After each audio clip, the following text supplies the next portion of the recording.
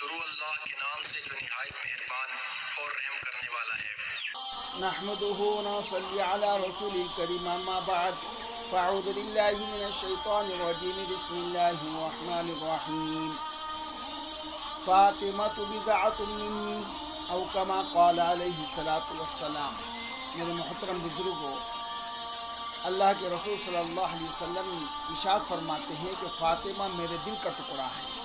یہ مشکاۃ شریف کی حدیث ہیں، تو اس لیے آج کے اس مجلس میں نکاح حضرت فاطمہ الزہرا رضی اللہ تعالی عنہ کا، اس کے بارے میں کچھ ارشادات سنیے کہ سرکار دو عالم صلی اللہ علیہ وسلم حضرت فاطمہ رضی اللہ تعالی عنہ سے بہت محبت کرتے تھے، کیونکہ آپ کی سب میں چھوٹی بیٹی تھی، چوتھے نمبر کی، اور دنیا کا اصول بھی ہے کہ باپ بنسبت اولاد کے اپنی بیٹی سے زیادہ محبت کرتا ہے، اور بیٹے کے مقابلے میں بیٹیاں کے دل میں بھی اللہ رب العالمین نے باپ کی محبت کو زیادہ رکھا ہے۔ اس لیے اللہ کے رسول صلی اللہ علیہ وسلم بار بار ارشاد فرمایا کرتے تھے فاطمہ بضعۃ منی، فاطمہ میرے دل کا ٹکڑا ہے۔ تو یہ سب قدرتی طور پر ہیں۔ سرکار دو عالم صلی اللہ علیہ وسلم کی اسی محبت اور اپنے لخت جگر کے لیے کسی اچھے رشتے کا انتظام فرماتے، مگر اللہ کے رسول صلی اللہ علیہ وسلم کے جو بھی کام ہوتے تھے، جو بھی آپ اپنے زبان سے جو لفظ استعمال فرماتے تھے، وہ اللہ کے حکم کے مطابق ہوتا تھا۔ تو بہرحال آپ کو معلوم ہے شادی کے مسئلے میں عام طور پر 4 مراحل سے گزرنا پڑتا ہے۔ چاہے کسی کی بھی گھر کی شادی ہو، پہلی ایک منگنی ہوتی ہے، پھر دوسرا تقریب نکاح، اور تیسرا جہیز، اور چوتھا رخصتی۔ یہ ہر انسان کو یہ 4 مراحل سے گزرنا پڑتا ہے۔ منگنی پہلے مرحلے میں موضوع رشتے کی تلاش کی جاتی ہے کہ رشتہ اچھے سے اچھا آئے، خواہ لڑکے کے والدین ہو یا لڑکی کی، وہ انتہائی کوشش کر کے اپنے اولاد کے لیے براہ راست یا کسی واسطے سے اچھے رشتے کا انتخاب کرتے ہیں۔ سیدہ فاطمہ رضی اللہ تعالی عنہ کے رشتے کے لیے کئی پیغامات اللہ کے رسول صلی اللہ علیہ وسلم کے پاس آئے، مگر آپ نے سب کے جواب میں خاموشی اختیار فرمائی، کسی سے ہاں نہیں کہا اور نہ کہا، بس رشتے آتے گئے، آپ خاموشی سکوت اختیار فرماتے رہے۔ ایک دن صدیق اکبر اور فاروق اعظم رضی اللہ تعالیٰ عنہما نے حضرت علی رضی اللہ تعالیٰ عنہ سے کہا کہ آپ رحمت دو عالم صلی اللہ علیہ وسلم سے حضرت فاطمہ رضی اللہ تعالیٰ عنہ کا کہ جیرا کو بیچ دو تاکہ اس سے شادی کے خرچ پورے ہو سکے۔ دیکھیے اللہ کے رسول صلی اللہ علیہ وسلم کا ایک نمونہ ہمارے سامنے ہے۔ حضرت علی رضی اللہ تعالیٰ عنہ اپنی زیرہ بیچنے کے بازار چلتے ہیں، تو بازار مدینہ میں ایک تاجر ہیں حضرت عثمان غنی رضی اللہ تعالیٰ عنہ سے ملاقات ہوتی ہے۔ حضرت عثمان غنی نے دیکھا کہ علی ایک زیرہ لے کر بازار میں بیٹھے ہوئے ہیں، پوچھا علی کیسے، کیوں آئے؟ آپ نے تمام حالات اپنے درینہ رفیق یعنی اپنے دوست حضرت عثمان غنی کو سنائے۔ حضرت عثمان نے جب یہ سنا تو بہت خوش ہوئے اور فرمایا کہ علی یہ زیرہ تم کس قیمت میں بیچو گے؟ حضرت علی نے کہا کہ 450 درہم میں بیچوں گا۔ حضرت عثمان نے کہا یہ زیرہ میں خریدتا ہوں، یہ کہہ کر 450 درہم حضرت علی کو عطا کر دیے۔ میں قربان جو بیچنے والے کے، بیچنے والا علی تھا، خریدنے والا عثمان غنی تھا، زیرہ بیچنے والا بھی جنتی، زیرہ خریدنے والا بھی جنتی۔ اور جب سودا ہو گیا، حضرت عثمان نے فرمایا علی میری طرف سے شادی کا تحفہ قبول فرمائے۔ حضرت علی ایک دم اچنبے میں آ گئے، ہاتھ میں تو کچھ نہیں ہے، اور کہنے لگے میرے طرف سے تحفہ۔ حضرت علی نے پوچھا عثمان کیا تحفہ دینا چاہتے ہو؟ حضرت عثمان نے وہی زیرہ حضرت علی کے پاس تھما دیا، علی یہ زیرہ میرے طرف سے تمہارے لیے تحفہ ہے۔ میرے دوست حضرت عثمان فرما رہے ہیں کہ جب تک تم خدا کے راستے میں جہاد کرتے رہو گے، تلوار خدا رحمان کی ہوں گی اور زیرہ تیرے عثمان کی ہوں گی۔ تلوار دشمنوں نے خدا و رسول کو مزہ چکائیں گی، اور زیرہ جسم علی کو دشمنوں کے وار سے بچائیں گی۔ تلوار رحمان کی اور زیرہ عثمان کی، یہ 2 تحفے حضرت علی کی زندگی کا قیامت تک کے لیے ایک نشان بن گئے۔ حضرت علی رضی اللہ تعالیٰ عنہ کو زیرہ واپس کرتے ہوئے حضرت عثمان غنی رضی اللہ تعالیٰ عنہ نے اور بھی بہت سارے باتیں فرمائی تھی، بہرحال آپ نے حضرت عثمان غنی رضی اللہ تعالیٰ عنہ کو وہ تحفہ اللہ کے رسول صلی اللہ علیہ وسلم کی خدمت میں پیش کیا، تو اللہ کے رسول صلی اللہ علیہ وسلم نے سنا کہ یہ زیرہ حضرت عثمان نے حضرت علی کو ہدیہ دیا ہے، تحفہ دیا ہے نکاح کا، شادی کا، تو حضرت عثمان غنی کا یہ واقعہ سن کر اللہ کے رسول صلی اللہ علیہ وسلم کو بہت خوشی ہوئی، اور اللہ کے رسول صلی اللہ علیہ وسلم نے فرمایا فدعا لہو بخیر، آپ نے حضرت عثمان غنی رضی اللہ تعالیٰ عنہ کی دعائے خیر فرمائی۔ حضرت فاطمہ رضی اللہ تعالیٰ عنہ کا رشتہ کیوں نہیں مانگتے؟ جب آپ اللہ کے رسول سے حضرت فاطمہ کا رشتہ مانگو۔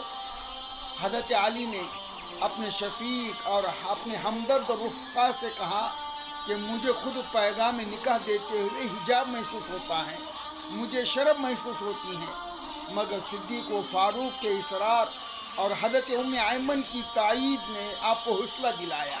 حضرت ام ایمن رضی اللہ تعالیٰ عنہ نے بھی کہا کہ علی تم جاؤ، انشاءاللہ تم کامیاب ہوں گے۔ آپ کاشان نبوت پر حاضر ہوئے۔ جیسے ہی اللہ کے رسول صلی اللہ علیہ وسلم کے حجرے میں جب آپ داخل ہو گئے، حضور نے فرمایا علی کیسے آئے ہو؟ حضرت علی نے شرماتے ہوئے عرض کیا حضور فدا کا ابی و امی، میں حضرت فاطمہ کے رشتے کی درخواست لے کر حاضر ہوا ہوں، یعنی پیغام نکاح لایا ہوں۔ سرکار دو عالم صلی اللہ علیہ وسلم نے حضرت علی سے خطبہ نکاح سن کر فرمایا اہلا و سہلا، جس کا مطلب یہ تھا آپ نے حضرت علی کی درخواست کو قبول فرما لیا۔ حضرت علی نے رشتہ نبی سے مانگا، نبی نے فاطمہ دے دی، اور نبی نے رشتہ خدا سے مانگا، خدا نے عائشہ دے دی۔ فاطمہ مراد علی ہے اور عائشہ مراد نبی ہے۔ مراد علی کا منکر بھی جہنمی اور مراد نبی کا منکر بھی جہنمی۔ اس گھرانے کی عظمتوں کا کیا کہنا۔ فاطمہ علی کی بیوی، عائشہ نبی کی بیوی۔ حضرت علی رضی اللہ تعالیٰ عنہ کی درخواست کی قبولیت کے بعد شادی کے مسئلے کا پہلا مرحلہ ختم ہوتا ہے۔ حضرت علی رضی اللہ تعالیٰ عنہ سے سیدہ زہرا کی شادی طے ہو جاتی، یعنی ہماری زبان میں یہ کہیں کہ منگنی کا مرحلہ طے ہو چکا ہے۔ بس ایک سادہ سا علی کا سوال تھا اور ایک پروقار نبی کا جواب تھا، یہی وہ منگنی کا رشتہ طے ہو گیا۔ سرکار دو عالم صلی اللہ علیہ وسلم نے حضرت علی سے فرمایا کہ علی آپ کے پاس شادی کے کچھ اخراجات کے لیے کچھ ہے، مال پانی ہے، شادی کر رہے ہیں آپ؟ حضرت علی نے عرض کیا اللہ کے رسول میرے پاس ایک گھوڑا اور ایک زیرہ ہے۔ آپ نے ارشاد فرمایا گھوڑا تو آپ کی ضرورت جہاد کو پورا کرے گا، آپ اس کو اپنے پاس رکھیں، البتہ جو زیرہ ہے یعنی جہاد کے وقت میں اپنی حفاظت کے لیے بدن کے اوپر جو پہنا جاتا ہے لوہے کا ہوتا ہے تو اس کو زیرہ کہتے ہیں۔ اللہ کے رسول نے کہا کہ زیرہ کو بیچ دو، تو آپ نے اپنے جگری دوست اور رفیق غار حضرت ابو بکر کو بلایا اور فرمایا یہ رقم لے جاؤ اور بازار سے شادی کا سامان خرید لاؤ۔ حضرت ابو بکر چونکہ حضور پاک صلی اللہ علیہ وسلم کے وزیر تھے، اس لیے آپ نے تمام سامان اپنے پسند سے خریدے۔ آپ کی پسند نبی کی پسند، آپ کی پسند علی کی پسند، آپ کی پسند خود خدا کی پسند۔ بہرحال اب یہ سامان بھی آ گیا۔ اللہ کے رسول صلی اللہ علیہ وسلم نے کہا اپنے خادم خاص حضرت انس رضی اللہ تعالیٰ عنہ کو کہ میرے دوستوں کو اور انصار و مہاجرین کے فلاں فلاں اصحاب کو میری طرف سے دعوت کی شرکت دے دو، یعنی نکاح کی دعوت دے دو، جن میں خاص طور سے حضرت ابو بکر، حضرت عثمان، حضرت عمر اور حضرت سعد اور بہت سارے انصار اور مہاجرین کے بڑے بزرگ۔ بہرحال اب تقریب نکاح ہوتی ہیں۔ ہمارے یہاں شادی کی جو اصطلاح ملتی ہے ان میں ایک لفظ بارات ہے اور ایک شادی خانہ آبادی۔ بارات کا لفظ عموماً دلہا والے استعمال کرتے ہیں اور شادی کا لفظ عموماً لڑکی کے والدین استعمال کرتے ہیں۔ اگر کوئی دیندار گھرانہ ہو تو تقریب نکاح مسنون کا دعوت نامہ جاری کرتا ہے۔ اثر قائد عالم صلی اللہ علیہ وسلم کے گھر بارات آتی ہے، لیکن دنیا نے دیکھا نہ کوئی لاؤ لشکر ہے اور نہ کوئی دھوم دھام ہے۔ چشم و فلک میں شاید یہ نظارہ کبھی نہ دیکھا ہو، صرف دلہا اکیلا آیا ہے۔ سبحان اللہ۔ دیکھیے اللہ کے رسول صلی اللہ علیہ وسلم گھر پہ اپنی بیٹی کا نکاح ہو رہا ہے، بارات صرف اکیلے حضرت علی رضی اللہ تعالیٰ عنہ، اور وہ بھی پرانے لباس میں، لیکن لباس پرانا تھا اور دل اجلا تھا۔ دل ایمان کے روشنی سے بھرا ہوا تھا۔ دلہا بغیر بارات کے آیا، نبی نے اپنے دوستوں کو بلایا، یعنی بیٹی والے نے اپنے جگری دوستوں کو بلایا، یعنی سیدہ فاطمہ کی شادی کے معزز مہمان جو تھے، تو دنیا انہیں جانتی ہے کہ ابو بکر صدیق، عمر فاروق، عثمان بن عفان، عبد الرحمن بن عوف، سعد بن معاذ کے نام سے یاد کرتی ہیں، اور مہاجرین و انصار کے چند معزز بزرگ، یہی علی کے باراتی سمجھ لیجیے، یہی نبی کے ساتھی سمجھ لیجئے، یہی نبی کے گھر کے روشن ستارے۔ اللہ کے رسول صلی اللہ علیہ وسلم جب مجلس نکاح منعقد ہوئی تو تاجدار رسالت صلی اللہ علیہ وسلم نے خود زبان نبوت سے خطبہ پڑھا۔ خطبہ کیا تھا؟ حکمت و بصیرت کے موتی تھے۔ حضرت علی سے فرمایا، میں نے تمہارا نکاح فاطمہ بنت محمد سے 400 مثقال حق مہر کے عوض کر دیا۔ حضرت علی نے اسے منظور کیا۔ پھر سرکار دو عالم صلی اللہ علیہ وسلم کی آواز گونجتی ہے۔ حضرت ابو بکر اور حضرت عمر فاروق سے فرمایا، انی اشہدکم انی زوجت فاطمہ بعلی، بلا شبہ میں تم کو گواہ بناتا ہوں، میں نے فاطمہ کا نکاح علی سے کر دیا۔ نکاح کے بعد آپ نے میاں بیوی کے لیے جو ہے دعا کی۔ حضرت گرامی سرکار دو عالم صلی اللہ علیہ وسلم نے اپنے لخت جگر نور نظر سیدہ فاطمہ الزہرا کو جو جہیز دیا، وہ تاریخ کا ایک نادر اور بے مثال پہلو ہے۔ باپ نے بیٹی کو کیا دیا؟ ذرا کلیجے پہ ہاتھ رکھ کر دیکھیے، ایک چارپائی، ایک چکی جس سے آٹا پیسا جاتا ہے، ایک مشکیزہ جو پانی بھرنے کے لیے، اور ایک پیالہ اور 2 گدے کھجور کے پتوں سے بھرے ہوئے، اور باپ کی دعا۔ اس جہیز کی تیاری میں سیدہ عائشہ اور سیدہ ام کلثوم اور امہات المؤمنین نے پوری دل جمعی سے اپنا حق ادا کر دیا۔ جہیز کی رقم عثمان نے دی، ولیمے کی رقم عثمان نے دی، نبی کا وزیر مالیات عثمان اور علی کا وزیر مالیات عثمان۔ حضرت گرامی ان تمام مراحل سے گزر کر اب سیدہ فاطمہ رضی اللہ تعالی عنہا کے باپ کے گھر سے سسرال جانے کا وقت آ گیا۔ یہ وقت انتہائی المناک اور غم میں ڈوبا ہوا ہوتا ہے۔ حضرت ام ایمن جو حضرت سیدہ رضی اللہ تعالی عنہا کو لینے کے لیے آئی تھی، تو سرکار دو عالم صلی اللہ علیہ وسلم نے اپنے عزوات کو ارشاد فرمایا کہ میری لخت جگر کو رخصتی کی تیاری کرو۔ تو وہ وقت والد اور بیٹی کی زندگی کا ایک درد میں ڈوبا ہوا وقت ہوتا ہے، ایک عجیب وقت ہوتا ہے۔ ام سلمہ رضی اللہ تعالی عنہ کی زبان سے نکل گیا، اے کاش اپنی بیٹی کی رخصتی کے وقت آج ختیجہ طاہرہ بھی موجود ہوتی، وہ بھی تو اپنی بیٹی کے سر پر دشت شفقت رکھتی۔ بس سیدہ ختیجہ کا نام آنا تھا کہ ضبط کے تمام بندھن ٹوٹ گئے۔ تاجدار نبوت کے دل کا طوفان آنسوؤں کی شکل میں رخسار نبوت پر بہہ نکلا۔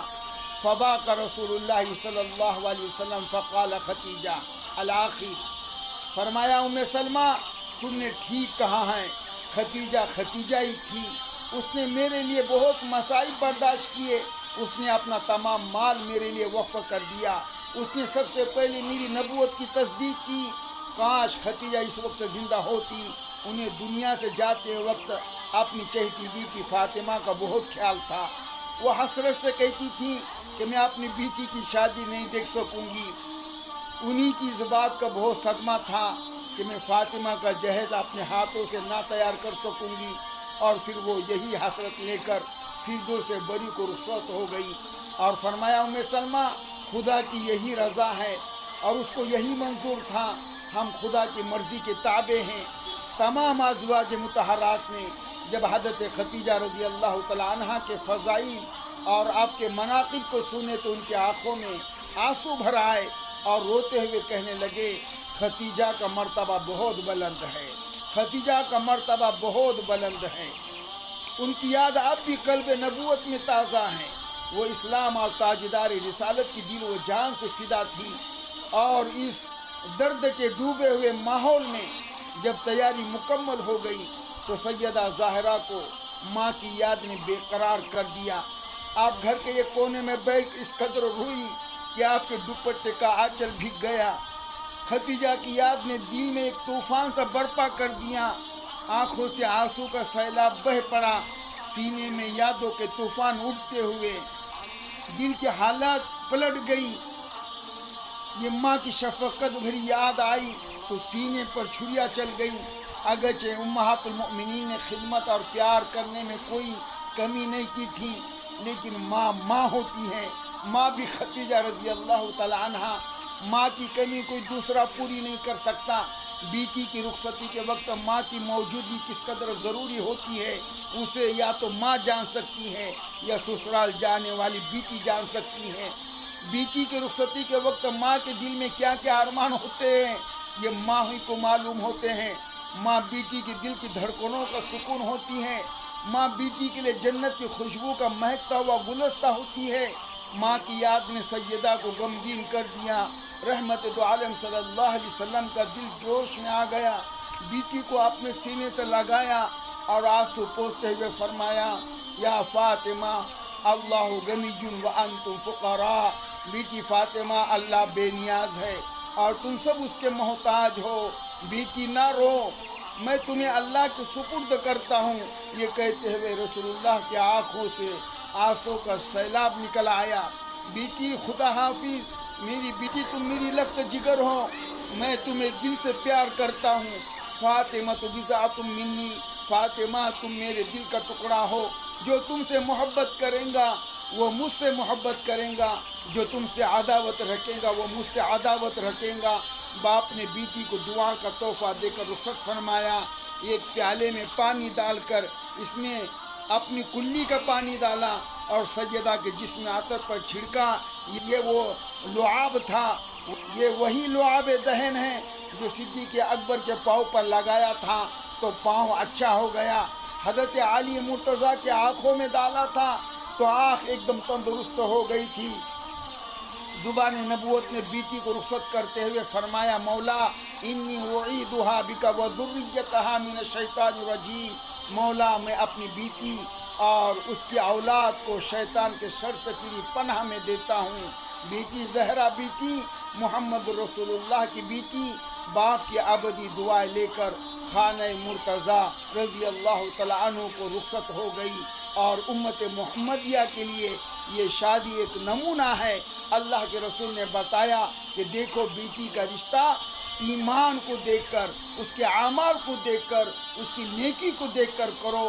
دنیا کی جو زندگی ہے وہ چند دینا ہے، اگر خوبصورتی کو دیکھ کر نکاح کرو گے تو خوبصورتی چند دنوں کی ہے، مال کو دیکھ کر نکاح کرو گے تو مال تو دن اور رات ہیں، ہو سکتا ہے آج ہے یا کل نہیں ہے۔ تو فرمایا کہ تم دینداری کو دیکھ کر جو ہے پیغام نکاح اپناؤ، اس میں اللہ برکت عطا کرے گا۔